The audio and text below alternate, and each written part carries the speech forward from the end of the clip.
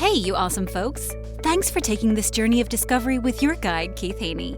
You're listening to the Becoming Bridge Builders podcast, your favorite podcast for everything from racial reconciliation to education innovation, justice reform, and leading change in the 21st century. This podcast is for people who love to be challenged with difficult topics, but want practical solutions to solve these challenging issues. Becoming Bridge Builders makes change possible.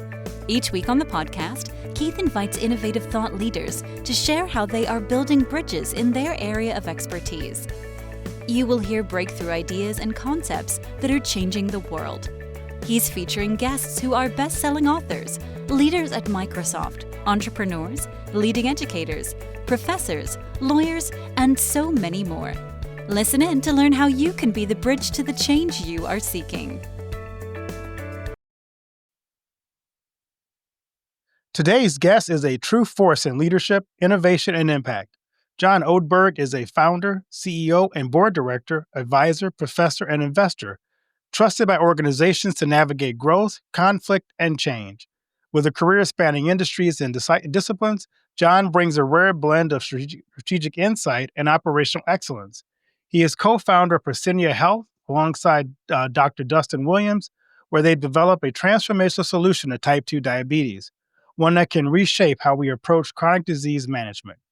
In this episode, we'll explore how John's journey through entrepreneurship, leadership, and healthcare innovation, and uncover how his work is helping organizations and individuals thrive in the face of complexity.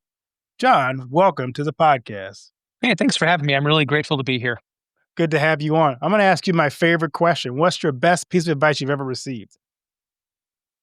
Let's see. I will tell you that the best piece of advice I received is probably the same advice I gave to my kids when they turn 18, and that is to know how to make the most important decisions in life well. And I think those are who you spend your time with and what you spend your time on vocationally, like for work, and then what you believe in that's bigger than yourself. And then I write them a letter on their 18th birthday about how those decisions get made and how to make those decisions in the context of gratitude. So, but I think those three decisions really shape a life.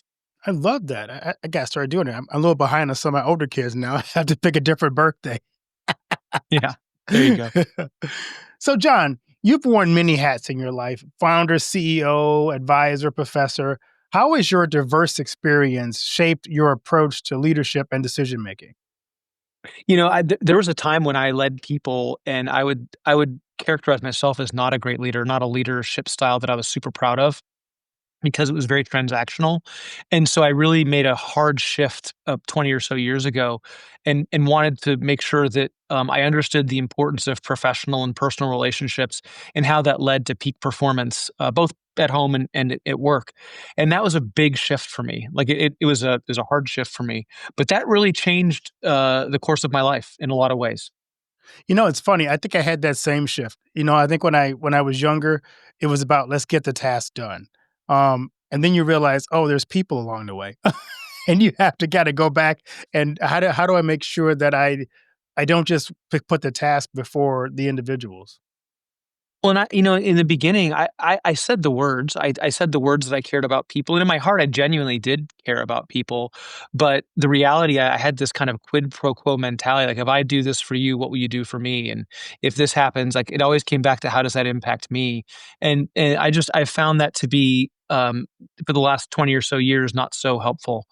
And I focus on helping people get what they want for them. I used to think that I knew what was best for everyone, and that was much more arrogant than I would have wanted to admit at the time. I get that.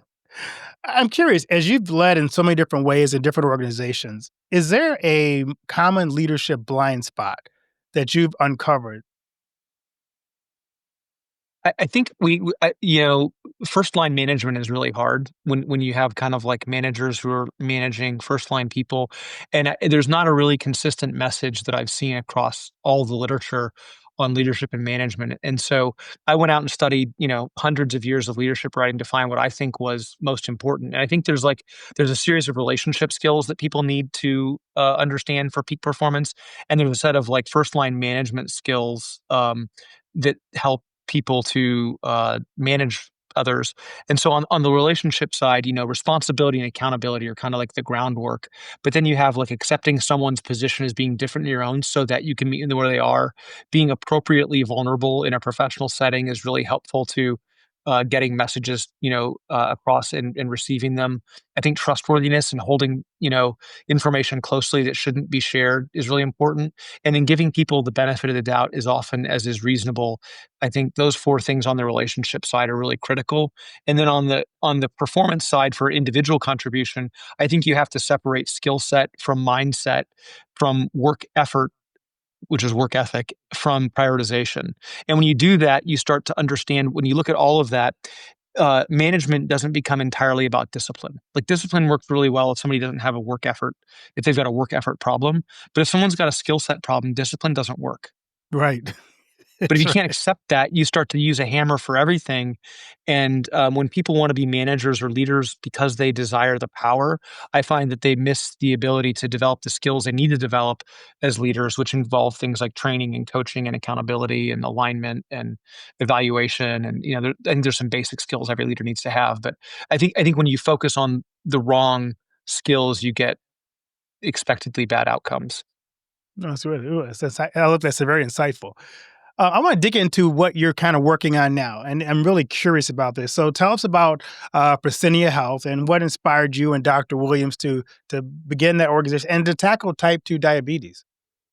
Yeah, I spent a lot of my career helping companies through change management. And then I met Dustin, who had a passion for helping patients with type 2 diabetes.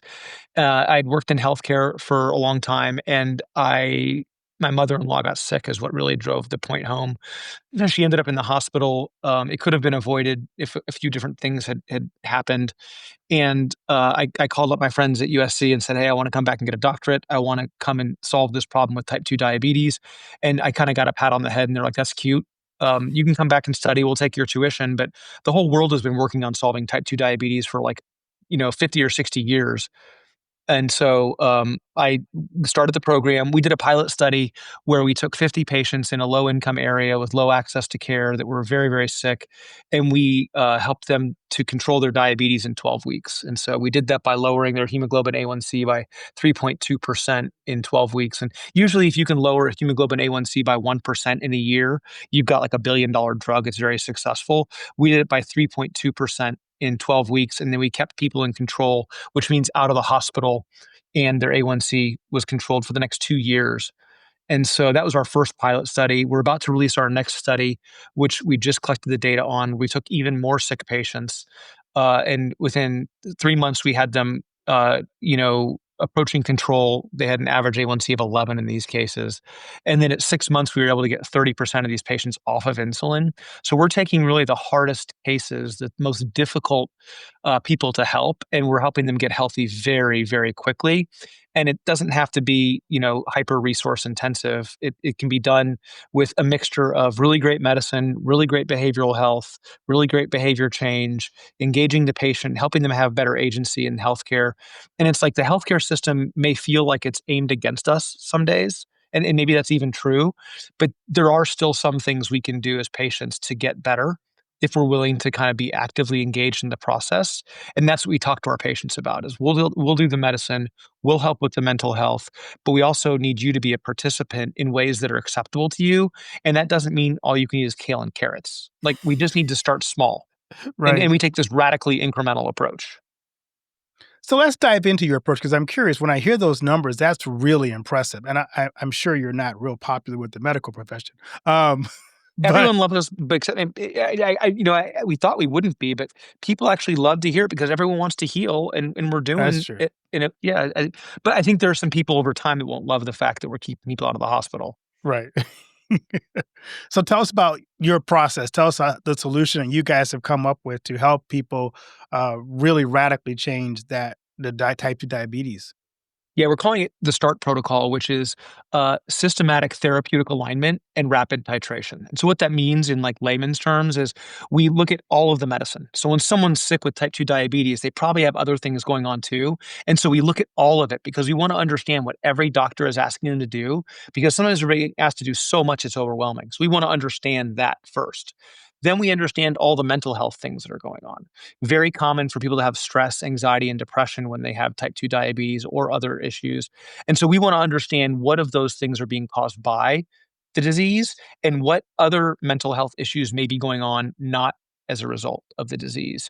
Then we look at the social determinants of health and we say, okay, what's actionable, what's not actionable? And there's a bunch of other non-clinical variables we evaluate. And then we evaluate readiness for change and say, okay, across all these things that are overwhelming, what is the thing the patient is ready to change? And what is severe enough that it has to go to the top of the list?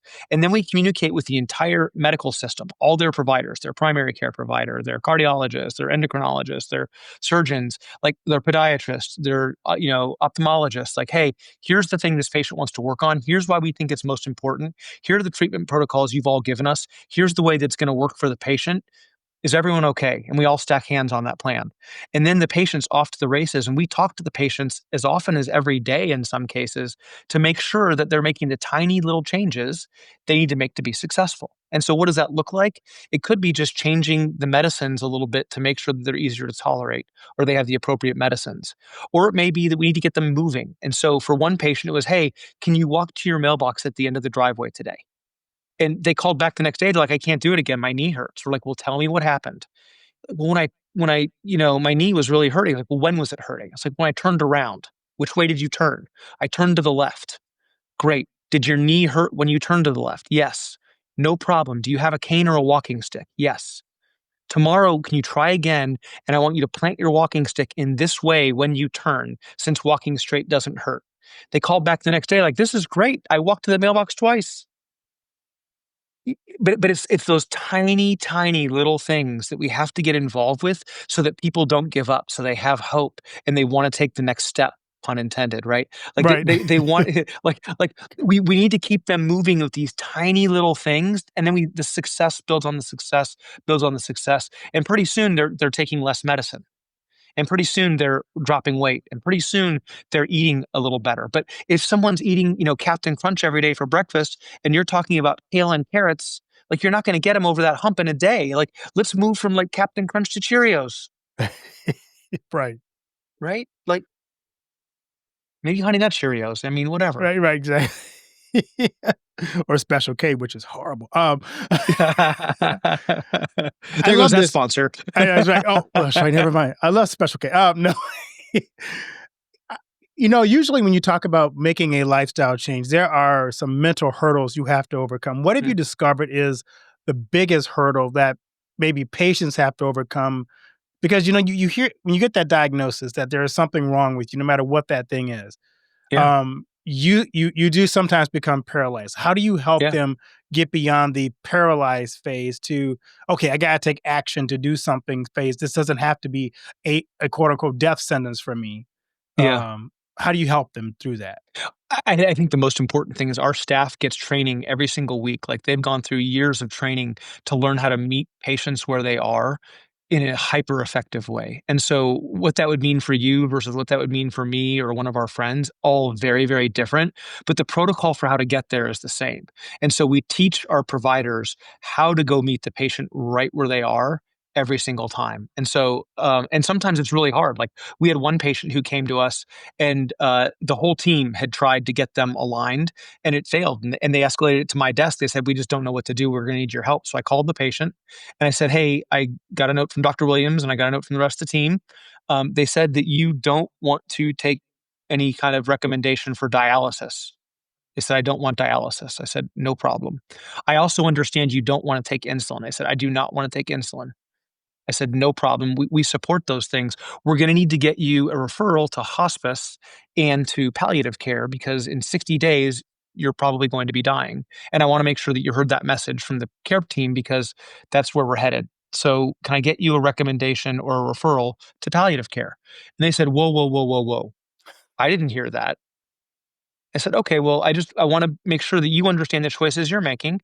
Like, A, take insulin. B, start dialysis. C, you'll be dead in 60 days.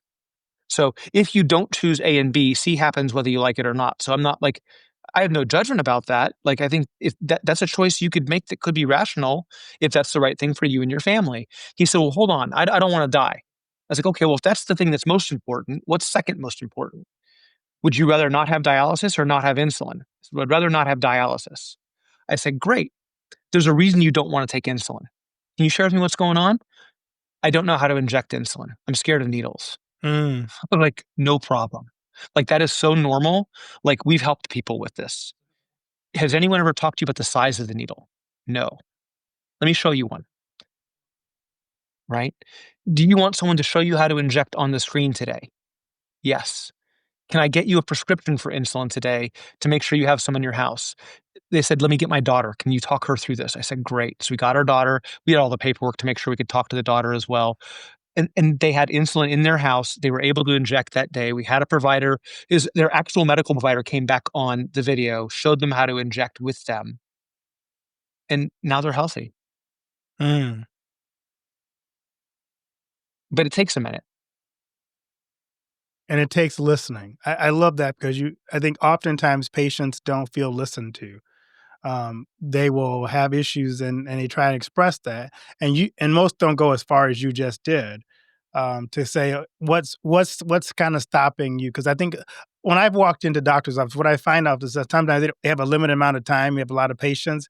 And so they don't ask the questions about, well, why don't you want to do this? It just Well, got and to be fair to them, they haven't been trained to do that. right. They've been given a protocol and training. And look, Dustin's been writing medical school curriculum for more than a decade. So we know what is being taught in medical school. Okay. And and we know where some of the gaps are. And so when we got together to figure this out, he's like, I know how to do the medicine. I was like, well, I know how to do the behavior change. Like, how do we put it together? And what it turned out is that we had to kind of tear down the entire concept of what a medical practice is and rebuild it. And we think we found like a new subspecialty of medicine. We don't know that yet, but we think what we're aimed at is that just like you have cardiology, endocrinology, we think we have this new type of medicine that is a new set of protocols built around this START protocol that teaches physicians how to engage endocrinologists, cardiologists, primary care physicians, hospitalists. Like, how do we get everyone working together so that we have the right plan that's informed by the patient? And it's this skill set, a set of protocols that other people shouldn't have to learn. In the same way that a cardiologist doesn't learn what an endocrinologist knows, and vice versa. Like, this is the thing that we specialize in, is the behavior change piece of it. And I'll tell you, I saw a specialist in the hospital one time, and they were talking about a patient and whether or not they were a candidate for transplant. And the doctor was like, "No, I've educated them. They haven't changed their behavior. They're not a candidate." And I was like, "Whoa, whoa, excuse me. Like, I know it's not my patient, but I just overheard. Can I dive in here? Like, when you say you educated them and they weren't changing behavior, do you know those two things aren't linked in the way you might think they're linked? Like, is it possible that with a quick conversation with me, maybe they belong on the transplant list? Are you open to that conversation?" And they're like, "Sure." And I walked them through it. It was like, oh. Like, but in fairness to that doctor, they weren't trained in this. Like, Right. they had a very reasonable, well-educated, articulate position that just didn't understand this part of the science yet. That's okay. It takes 17 years for new science to go from we know it to doctors are practicing it, like, Mm. widely. 17 years. Wow. So if a doctor's hearing this or a medical team, how could they connect with you to learn more about your process to help, patient care? Yeah, I think there's a couple things. Like, we have doctors referring into us all the time, and we're 100% virtual medical care for patients, so we can operate in any state. We're licensed in a number of states right now, and we'll be licensed in most states by the end of the year. And, so certainly we can take referrals. I've had a lot of doctors say, "Well, can you just teach this to me? Like, maybe come spend a day with me." And we tried. Like, we've been doing this for 10 years. We've tried to teach people what we know quickly. And a doctor finally said to me, they said, "John, if you understand the brain, that doesn't make you a neurosurgeon." Like, Mm. there's a reason we have that many years of residency and fellowship to become a neurosurgeon. Just because you know the anatomy doesn't mean you know how to do it. And what you're talking about, people need to practice over and over and over again. And I thought about that. It's like, man, psychologists need 1,000 hours of training before they graduate and 3,000 hours supervised after they graduate, over anywhere from 18 to 36 months. And so I think it would be a little bit too hopeful for me to say that we could train people in a weekend how to do this. Like, this is a subspecialty of medicine. We don't know, but it relies heavily on all of the clinical medical things that we know and all of the best practices we know about behavioral health, which, I mean, it takes repetition. Right. So, how are you taking this beyond what you've already known, studied, and developed to other people? How are you getting the message out or teaching it or getting it in schools? What's that look like in terms of what you guys are trying to accomplish?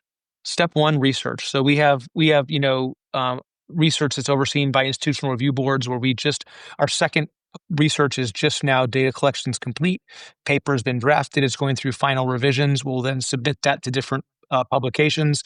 Assuming that gets accepted for publication, we'll go speak at conferences to let people know. Typical academic kind of information flow. We're also writing a book for patients right now that explains the science of what we do to a patient so that a patient, even if they're not in our practice, they can start asking better questions of their providers, we hope, as another way of coming at the problem. And then right behind that, we're going to write a textbook and we're going to try and get this into medical schools and see if we can start teaching doctors this, subspecialty, maybe during medical school, maybe during residency. I don't know where the right fit is going to be yet. We're not even sure it's a whole field of medicine yet. I'm sure there's going to be pushback from some experts in the field who will make us better by helping us think about that differently.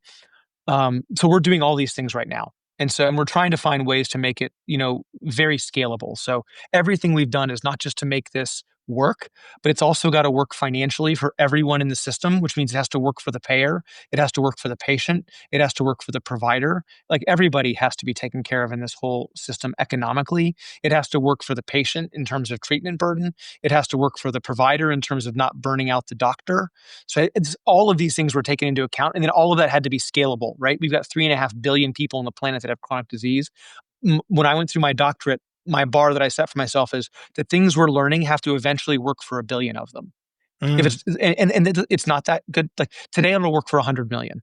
There'll be things we have to change to get to a billion, but we're on the right track. We know how to do the research. We know how to study.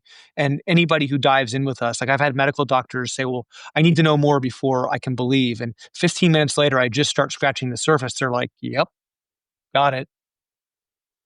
I And love then we it. just go deeper and deeper and deeper. It's really fun. I'm curious, as you think about this process, what was that breakthrough moment for you in this process where you're like, oh, I think we got something? I mean, those happen all the time. I mean, we have patients, the number of conversations we've had where someone has said, I've had type 2 diabetes for 10, 20 years and I've had no success, out of control, can't figure it out. And then 6 months later, they're like, I had no idea. One of our providers came from a larger practice where they had, I can't remember the exact number, but it was maybe 15 or 20 providers. And they said, every 6 months or so, we would get a story like this. And it was really heartfelt and wonderful because every 6 months we were getting that. And they said, now, just in my panel of patients, which is, one panel of patients for one provider, I'm having that experience weekly. Wow. That That feels pretty good for everyone. It does feel good. I'm curious as you do this process and as you work through different areas, are you discovering that is more challenging depending upon the culture or the region of the world, or are you kind of doing it in the U.S.? Today's in the US. We do have one of our advisors is the former leader for innovation for UNICEF globally, used to work for the WHO, and they're advising us on how to take this international. And we have to get traction in the US before we can credibly go internationally. But I think there are some international innovators who want to partner with us. And so we've got someone who's done that globally for really big organizations, guiding us through that and holding our hand for how to think about that. He's a medical doctor by training, so he has the right clinical background. He used to work in mental health with UNICEF, so he's got the right background there. He's been a great thought partner. Victor Liddell is his name, and so Dr. Liddell has been an amazing partner for us there. So we are already have an eye on the future at international, but I'm very careful with our board of directors to remind everyone like we have to kind of take care of job one first, which is let's make sure that we're really solving a problem at home here in the U.S. Um, Not for any nationalistic reason, but because there's all the complexities of going overseas, change all of the regulatory and those things. But all the things you talked about, like meeting with different cultures, all those subcultures happen. Forget the U.S. here in Austin, Oh, in Texas, in yes. California. Like we have so many, and so it for us, it really comes back down to like how do you meet someone right where they are? That means we have to be able to speak in the language. So we have native Spanish speakers as an example on our staff. We have AI utilization that allows us to translate things into virtually any language on the planet. We have translation services where we can bring translators in for any language. But it's also knowing that, like, in South Texas, there's a group of people that have had an experience with type 2 diabetes that led them to believe that insulin causes amputations. Like, Mm, nothing could be further from the truth. But because of the experience they've had, and because one of the doctors down there was able to share that experience with me, we have a lot of sensitivity working there. It's like, okay, we get this as the place they're coming from. We're going to have to bring them along because it's not true. And we can't validate that because it's not true. But certainly we can be sensitive to the point they're coming from and really jump into how do we help them, right? Because we've got a history in healthcare in this country that isn't always awesome, yeah, we do. right? I mean, there was some really nasty tests that were done in the last 100 years that treated humans like lab animals, and it was to call those tests deplorable would be such an understatement of what happened, and that wasn't that long ago from a sociological perspective, right? So, like, I think so our team is trained to be not just sensitive to the person's, culture in their community, but the culture in their family. And that could be family of origin and their married family, right? So I mean, so we really do try to teach people to be sensitive, at a much more granular level. So, That's powerful. So this has been a phenomenal conversation, but I love to ask my guests this question as we kind of get close things out. What do you want your legacy to be? it's a fantastic question. Um, I really hope that when this is all said and done, like what I tell everyone in our organization is my goal is that everyone that works with us becomes a billionaire. And we don't count that in dollars, we count that in the number of lives we've improved and made healthy. That's how we're going to be billionaires. And so we've got a 50-year plan for 1 billion people to have healthier lives as a result of the work we're doing. Whether that's directly or indirectly, we don't care. We really just want people to have a better life as a result of the work we're doing collectively. And we talk about that regularly. And so, yeah, and whether I'm remembered for that or not is less important than the fact that it happens and people have had that happen. That's the thing that I feel passionate about. It wakes me up every day, and it makes it really easy to go to work, every morning and to work, long hours. And I'm really passionate about that. What an amazing goal. Season 6 has been kind of an interesting season. We're doing something new. We're asking a surprise question. Pick a number between 1 and 5 for your surprise question. Oh, three. Oh, here we go. So I love one of my favorites. Who would you like to sit next to on a 10-hour flight and why? Is this anybody in time? Anybody in time. Yeah, I think for me it's a pretty easy one. I'd love to have it be Jesus because I think there's so many questions, and I think that for me, we look at history and we either make it worse or we idealize it. And I would love to understand from that point of view, like what it was really like throughout, you know, time, recorded and unrecorded time. And I would want to bust as many myths in my brain as I could to kind of be able to see the world a little more clearly. And I believe that conversation would then help me to help others kind of more effectively, and get me on the straight and narrow. So that's an easy one. That'd be great. People always say I want more than 10 hours with them, though. So, I think I've met people in my life where an hour of conversation was more than I could digest in a year because there's so yeah, much wisdom in it. And so, yeah, and I think that there's been so many. I mean that I have a list inside my life plan of like the 12 people that I want to influence me as I go through life. Some of them are names that you would know. Some are people you've never met and never heard of. But I think I try to think through like the people that have really made an impact on the world by helping others. Um, Again, I don't know how important it is that I'm remembered for any of that. That to me is like that's not a motivator. right. If people are listening to our podcast who are people who have a desire to really shape the future of whatever organization they're in, what one advice do you have for leaders who want to drive meaningful change in their organization? I think it's really get clear about the why. and make sure that you're doing it for the right reasons. You know, when we talk about things in our organization, it's what, why, how. And so what is it? And then why is it important before you start on the how? And so get really, really, really clear about the why. I love that. So, John, thank you for sharing your journey, your incredible work that you're doing with Precinia Health, your insights reminding us that leadership isn't just about navigating change, it's about creating meaningful impact. So excited to see the work you're doing. Pray that you do have people that impact a billion lives in their organization and what they're doing, especially with the group you're working, because I think what you're doing can be so life changing. Giving people back health and is a wonderful thing. Guess if today's conversation sparks something in you, whether it's leading through complexity or rethinking chronic disease care, don't let it stop here.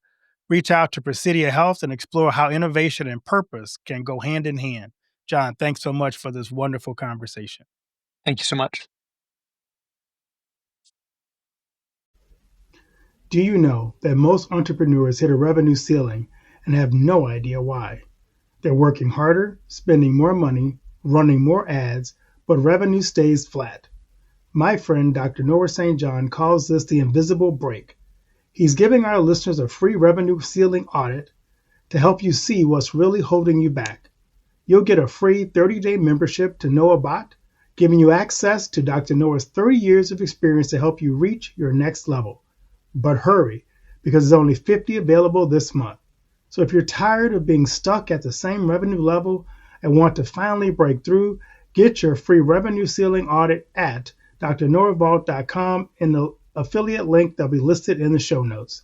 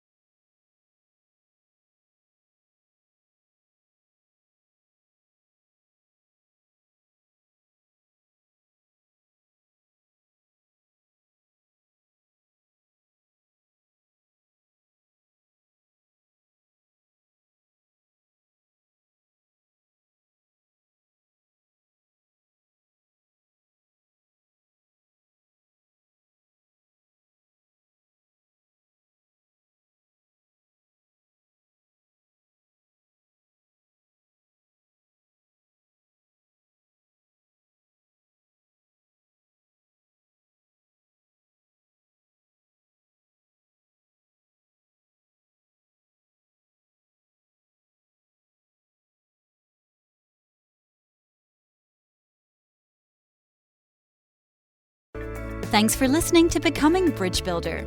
If you enjoyed this episode and want to help support the podcast, please subscribe and share it with others, post about it on social media, or leave a rating and review. To catch all the latest from me, you can follow me on Instagram at bkeithhaney and on Getter and Twitter at RevHeadpin. Thanks again, and tune in next time.